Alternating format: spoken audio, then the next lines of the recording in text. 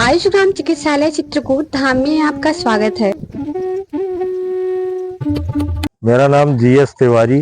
जी मैं विद्युत विभाग में क्लरिकल जॉब में अकाउंटेंट के पद पे पदस्थ हूँ सिंगरौली में। जी ये आंटी आपकी पत्नी है? हाँ, ये और हमारी मैडम है।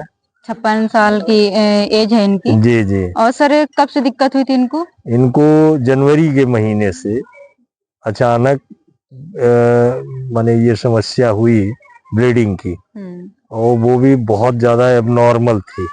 मतलब काफी अधिक समस्याएं थी। तो पहले तो सीधी में दिखवाए जिला अस्पताल में, और वहां दिखवाने के बाद हो गया 15 दिन की दवाई दिया उन्होंने।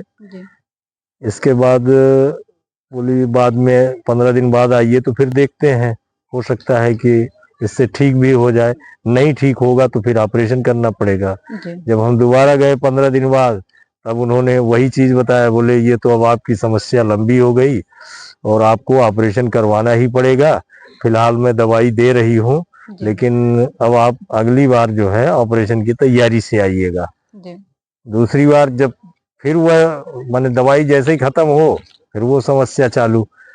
तो हमने देखा कि हम सोचे थोड़ा रीवा दिखवा लेते हैं। रीवा ले आए, अच्छे सर्जन हैं, मैडम थी, उनको दिखवाया मैंने। तो उन्होंने भी यही चीज बताया। बोले कि मैं दवाई दे रही हूँ, इससे ठीक भी हो सकता है, नहीं तो आपको ऑपरेशन तो करवाना ही पड़ेगा।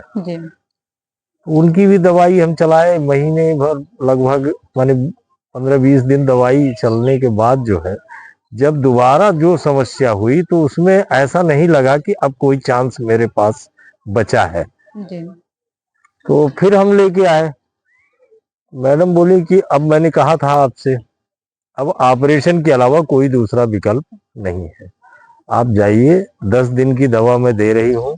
10 दिन के बाद यदि आइएगा तो ऑपरेशन की तैयारी से आइएगा, अन्यथा फिर आने की अब आप मेरे पास ना आइएगा।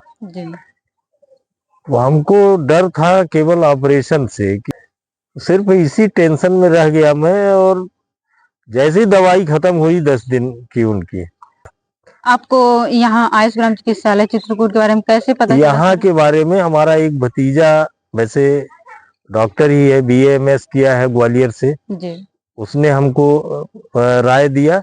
और हमारे एक रिश्तेदार भी, हमारे जीजा जी लगते हैं, वो प्रिंसिपल से रिटायर हुए हैं, विश्व हिंदू परिषद के कार्यकर्ता है वो। उन्होंने भी जानकारी दिया था, वो यहाँ का लाभ ले चुके थे। हमारे 1-2 और रिश्तेदार यहाँ से जो है, ये सब तो सबसे संपर्क करने के बाद हमको यहाँ के बारे में जो रिपोर्ट दी गई, तो उसी के आधार पर मैं यहाँ आया। जब सर आप आंटी को लेके आए थे, कांति तिवारी जी नाम है। हाँ। और तो उस टाइम में खूब ब्लीडिंग थी बहुत।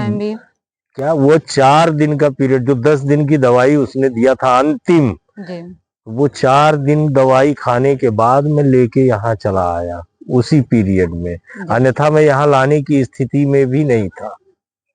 और हाथ पैर में, कमर में ये सारा दर्द तो बना ही रहता था। सारी चीजें। अरे और उस समय, अब आपको आई भी होगी तो आप लोगों ने देखा ना होगा, चेहरा देखने लायक नहीं था। और शरीर जो है, तो ऐसा देखने से महसूस होता था कि इनके माने अब ज्यादा दिन टाइम माने वो है, ऐसा लगता था कि मतलब बहुत कमजोर, वीकनेस हो गई थी। चेहरे से ऐसा अंदाज लग जाता था कि ये औरत किसी खास रोग से पीड़ित है, बहुत गंभीर रोग से।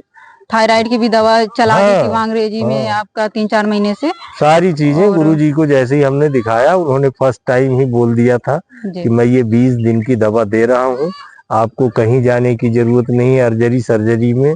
ईश्वर चाहेगा, भगवान चाहेगा तो आप ये बिल्कुल ठीक हो जाएंगी।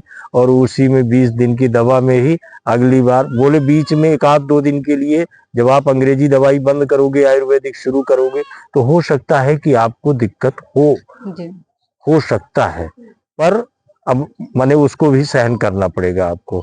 लेकिन हमको केवल 1 दिन की दिक्कत हुई मात्र, दवा ये स्टार्ट करने के बाद और वो दवा बंद करने के बाद तीसरे दिन शायद या चौथे दिन 1 दिन की दिक्कत हुई। और इसके बाद आज 41वां दिन है, ईश्वर की कृपा से अब मुझे नहीं लगता कि वो ऑपरेशन कभी हमको करवाना पड़ेगा। जी उसमें ये है ना कि जैसे इमरजेंसी, जैसे आयुर्वेद में कहते हैं ना, इमरजेंसी नहीं काम करती है, जी तो जी। आप इसमें क्या अनुभव कर रहे हैं? नहीं, मेरा अनुभव ये है कि आयुर्वेद हर मर्ज की दवा है, हमारी सोच में परिवर्तन करना पड़ेगा। मतलब इमरजेंसी से जी, इमरजेंसी को किया इमरजेंसी जा से सकता है। इमरजेंसी उसको भी हैंडल किया जा लोग सकता इसीलिए है। अपना ट्रीटमेंट अब यहीं से 1-1.5 महीने से ले रहा हूँ। मुझे बीपी की शिकायत हो गई थी। जी मेरा इलाहाबाद सरस्वती हार्ट केयर में मेरा ट्रीटमेंट चल रहा था और वहां की सारी दवाइयां हमने फेंक दिया। 10,000-11,000 की दवाई लेके आया था, सब फेंक दिया। आज 1.5 महीने से मैं यहाँ की दवा खा रहा हूँ। इन्हीं के साथ आता हूँ, तो इनको दिखवाता हूँ तो अपने को भी दिखवा लेता हूँ। और कोई बीपी की दवा नहीं, कोई शुगर की दवा नहीं। आंटी कुछ आप कहना चाहेंगी? इतना आप परेशान थी पहले तो अब इतना आराम हो गया आपको इतनी जल्दी, तो और कुछ कहेंगी हॉस्पिटल के बारे में, सर के बारे में? आपने 3-4 जगह दिखाया ना, आपने अच्छे सर्जन को दिखाया। अरे दिखाने का तो अब ये समझिए कि कुछ ग्रह नक्षत्र भी मेरा मैं मान लेता हूँ। जनवरी से हम लोगों ने लाखों रुपए इसी में फूंक दिया। इलाहाबाद, रीवा, सीधी, जबलपुर, सब जगह।